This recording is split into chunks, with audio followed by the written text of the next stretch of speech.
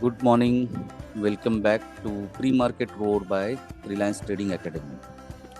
तो मार्केट में थोड़ा सा स्टैग्नेंसी है, थोड़ा सा बियरिशनेस ज़्यादा है।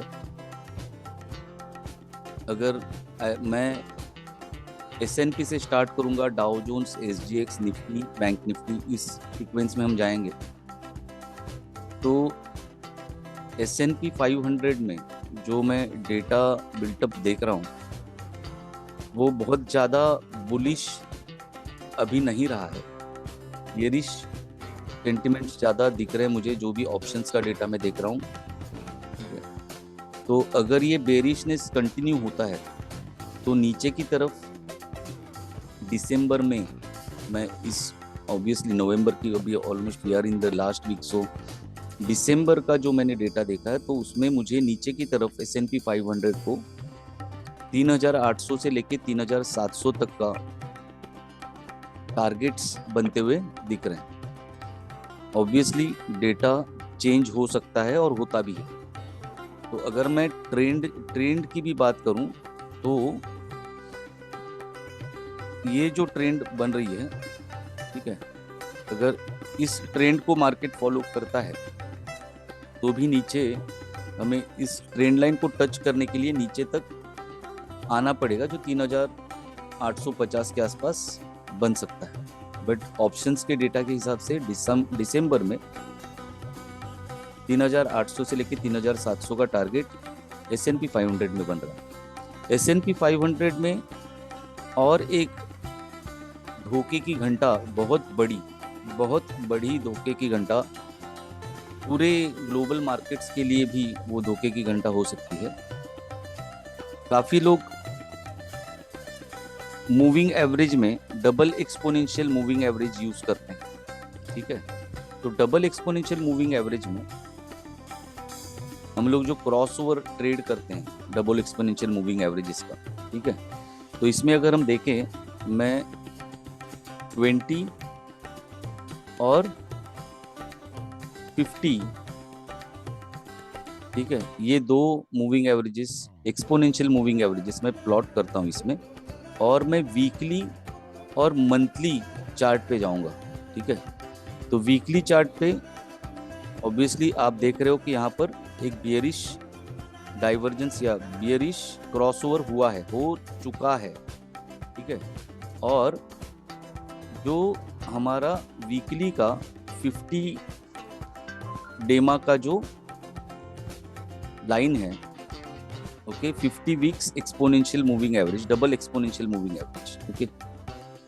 जैसे हम देख रहे हैं चार्ट के ऊपर कि यूजुअली ये लेवल जो है ये स्ट्रॉन्ग रेजिस्टेंस का काम करता है, ठीक है। तो जब प्राइस 50 डेमा टच करती है तो वहां से रिजेक्ट, अगर प्राइस डाउन ट्रेंड में है तो ऑब्वियसली हम तो ये देख ही रहे हैं कि हम लोग डाउन ट्रेंड में हैं। तो एक बार, दो बार, and this is the third time. और यहाँ पर ये जो कैंडल बना है इसके बारे में मैंने पहले भी बहुत बार बात की है। ये कैंडल क्या है? ये डोजी कैंडल, ठीक है। डोजी इन द सेंस कि कोई क्लियर डायरेक्शन नहीं है। यहाँ पर आने के बाद में बुल्स और बेयर्स दोनों की ताकत सेम हो गई, ठीक है। लेकिन अगर हम ये 50 डेमा वीकली चार्ट पे देखेंगे तो ये रेजिस्टेंस का काम कर सकता है और फिर से हम मार्केट नीचे की तरफ जाने की एक प्रोबेबिलिटी जो है वो बनती हुई देख सकते हैं। लेकिन ये धोखे की घंटा नहीं है, धोखे की घंटा इससे भी बड़ी है, क्योंकि अगर हम मंथली चार्ट पे जाएंगे तो मंथली चार्ट पर भी ये बियरिश क्रॉसओवर हो गया है 20 डेमा और 50 डेमा में। और ये जो है ये बहुत ही बड़ी चिंता का विषय है हमारे लिए, ओवरऑल ग्लोबल मार्केट्स के लिए। ऐसा सिनारियो पहले कब बना था? ठीक है, let's go back in history. देखो यहाँ पर बना था। Now compare the charts. ये चार्ट को कंपेयर करो यहाँ पर और ये चार्ट को यहाँ पर कंपेयर करो, ठीक है। तो यहाँ पर जब ये बियरिश क्रॉसओवर हुआ था उसके बाद में देखो यहाँ पर प्राइस जो है 50 डेमा को क्रॉस करके नीचे आ गई, फिर बाउंस हुआ, बाउंस होके फिर 50 डेमा का रेजिस्टेंस लिया मंथली चार्ट पर, और उसके बाद में जो गिरावट हुई वो मोर देन 53% की, मोर देन 53%। ठीक है, और ऐसा बहुत कम बार हुआ है मार्केट के हिस्ट्री में, और वही अब फिर से हमें देखने को मिल रहा है। ये बेयरिश क्रॉसओवर, बेयरिश क्रॉसओवर सिर्फ बेयरिश क्रॉसओवर के रुका भी नहीं है, ये दोनों मूविंग एवरेजेस में हमें एक साफ डाइवर्जेंस दिख रहा है, अंतर दोनों के बीच का बढ़ते हुए नजर आ रहा है। ठीक है, तो हम लोग ने एक बार इसको टच तो किया है, लेकिन अभी इसके आगे क्या हम फिर से गिरावट देख सकते हैं? और अगर हम फिर से गिरावट, मान लो कि यहाँ से जो रिजेक्शन हुआ है प्राइस, फिर से अगर यहाँ से 50% गिरावट होती है जैसे कि पहले हुई थी, तो हम कहाँ पर जा रहे हैं वापस? देखो, ये जो हमने लेवल्स अचीव किए थे, ठीक है, ये लेवल्स हमने कब अचीव किए थे? 2018 में और फिर 2020 में पैंडेमिक में। ठीक है, तो ये लेवल्स 50% पे बन रहा है, तो बिल्कुल अपना ये टारगेट बन सकता है। तो ये जो है पूरे विश्व की मार्केट के लिए एक निगेटिव सिग्नल है। ठीक है, तो अभी हम लोग रिट्रेसमेंट में हैं, और अगर हम लोग ये डाउन ट्रेंड कंटिन्यू करते हैं तो we are going down big time. Okay,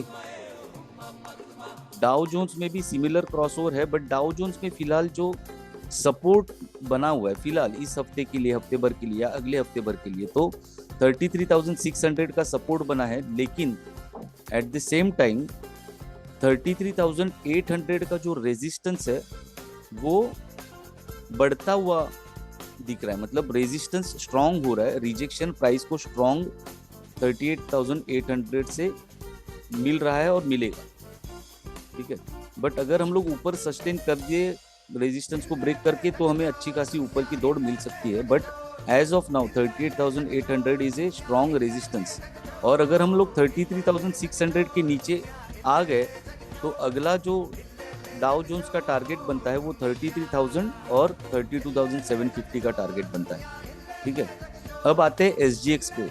SGX पर एसजीएक्स ने जो टारगेट बनाया था 18,600 का, ठीक है, तो ऑब्वियसली उसने 18,600 को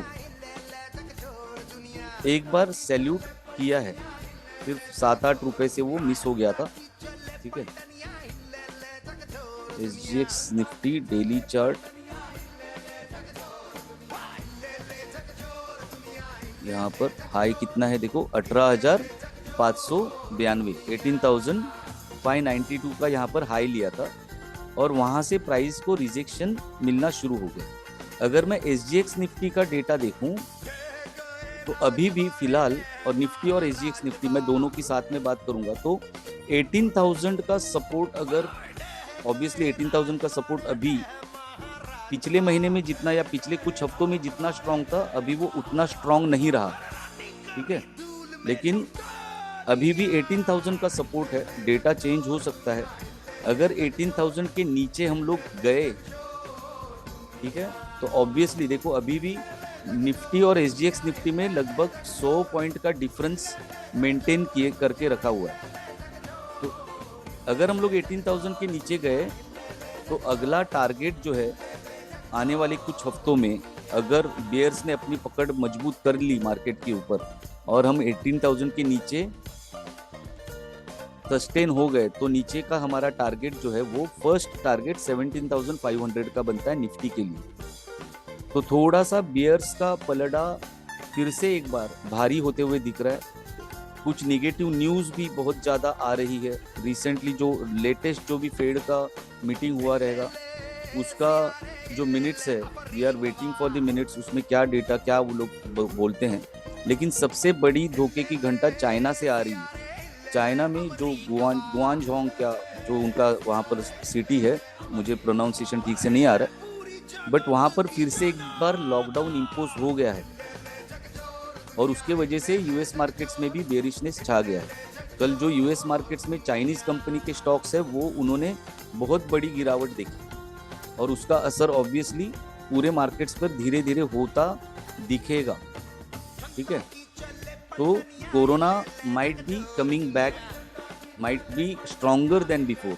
ओके, सो ये सारी जो न्यूज़ आ रही है उसके वजह से मार्केट के ऊपर बहुत ही बेरिश असर हो सकता है। Same with bank Nifty, rejection मिल रहा है ऊपर के लेवल से, 42,000 का सपोर्ट है। अगर 42,000 का सपोर्ट टूट गया तो नीचे हम लोग 41,500 पे आके रुकेंगे, तब उसके बीच में कोई ब्रेक नहीं मिलेगा। और वो सफ़र जो होगा वो स्लो नहीं होगा, काफ़ी तेज़ी से होगा। ये भी मैं आपको बोल देता हूँ कि अगर हम लोग ने ये सपोर्ट तोड़े, निफ्टी ने 18,000 का, बैंक निफ्टी ने 42,000 का, तो जो गिरावट होगी वो स्लो नहीं होगी, वो बहुत तेज़ होगी। ठीक है, और अगर ये होने वाला है तो फिर हमें कुछ अपॉर्चुनिटीज मार्केट में बनती दिखेंगी। लेकिन यहाँ पर अदानी की अगर मैं बात करूं, अदानी एंटरप्राइजेस की, तो देखो एक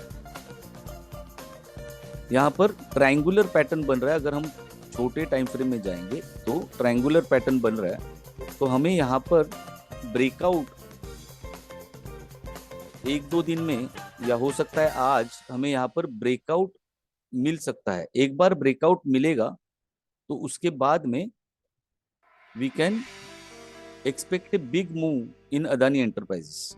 अगर ऊपर की तरफ निकलता है अदानी, तो यहाँ पर 5 लाख रुपए बनने का मौका है। जो भी फ्यूचर्स में काम करेगा उसको 500 का लॉट है, अगला टारगेट मेरा 5,000 का होगा। अदानी बहुत तेजी से भागेगा, ठीक है। लेकिन अगर नीचे की तरफ आया तो फिर इसका, अगर मैं डेली टारगेट, डेली चार्ट में देखूं, तो इसका पहला टारगेट नीचे की तरफ बहुत ज्यादा दूर तो नहीं है, लेकिन 3,800 और फिर 3,600 का इसका टारगेट बनेगा। और अगर उसके भी नीचे आएगा then we are coming back down to 3,200, ठीक है। लेकिन ऊपर निकला तो आराम से मेरे हिसाब से दिसंबर महीने में 5,000 का टारगेट अदानी का बन रहा है। तो इसके ऊपर एक obviously high risk high reward वाला ट्रेड है।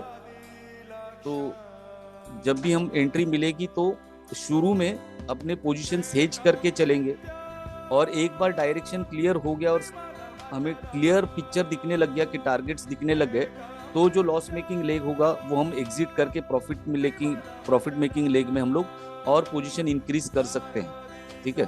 थोड़ा सा संभाल के, लेकिन जैसे मैंने कहा हाई रिस्क हाई रिवॉर्ड वाला ये सेटअप अदानी एंटरप्राइजेस में बन रहा है। और फिर हम लोग चलते हैं आईआरसीटीसी। आईआरसीटीसी ने एक अच्छी खासी दौड़ तो लगाई थी, लेकिन अभी इसके ट्रेन को रिटर्न जर्नी का जो है सिग्नल मिल चुका है, ऐसा मेरा मानना है। तो अभी जो आखिरी हफ्ते में हम लोग है, तो रोल ओवर के चलते अगर प्राइस ऊपर आता है तो 720 730 के बीच में अगर मुझे एंट्री मिलता है आईआरसीटीसी में, तो दिसंबर में मेरा इसका टारगेट जो है वो 650 का बन रहा है। तो आईआरसीटीसी में भी एक बहुत अच्छी शॉर्ट अपॉर्चुनिटी हमको बनती हुई दिख रही है। तो मैं एक्सपेक्ट करूंगा कि मुझे 720 से लेकर या 730 से लेकर 750 अगर एंट्री मिली तो ड्रीम एंट्री होगी। तो 730-35 के आसपास एंट्री मिलेगा तो भी, उसके बाद में ऑब्वियसली जब फिर वापस गिरावट शुरू होगी तब हमें आईआरसीटीसी में एक अच्छी गिरावट मिल सकती है। तो नीचे की तरफ टारगेट जो है वो 650 के आसपास का बनेगा। अगर उसको भी तोड़ दिया तो फिर 600 और 550 का टारगेट बनेगा। बट 650 तक तो आराम से हमको आईआरसीटीसी में गिरावट देखने को मिल सकती है। तो इतना कह के मैं आज का प्री मार्केट रोड खत्म करता हूं। I hope you are enjoying this videos. I request you once again कि लाइक और शेयर करना मत भूलिए। किसी भी स्टॉक के बारे में अगर आपको मेरा व्यू जानना है, ऑब्वियसली ये कोई रिकमेंडेशन नहीं है, जो भी मैं व्यू शेयर कर रहा हूँ ये मेरा पर्सनल ओपिनियन है। अगर आपको ट्रेड करना है तो प्लीज़, इन्वेस्ट करना है तो प्लीज़ आपके सर्टिफाइड एडवाइजर से एक बार सलाह जरूर ले लीजिएगा, ठीक है। मैं जो यहाँ पर शेयर करता हूँ ये एजुकेशनल है, मेरे पर्सनल ओपिनियन मैं यहाँ पर शेयर करता हूँ। तो once again have a nice trading week ahead, have a nice trading day, trade safe, take care. Corona का खतरा बढ़ता हुआ दिख रहा है, तो again we have to be immensely careful and more careful than the last time, okay, not only about trading but also about our health. So take good care of yourself.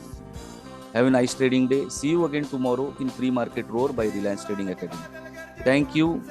Bye bye.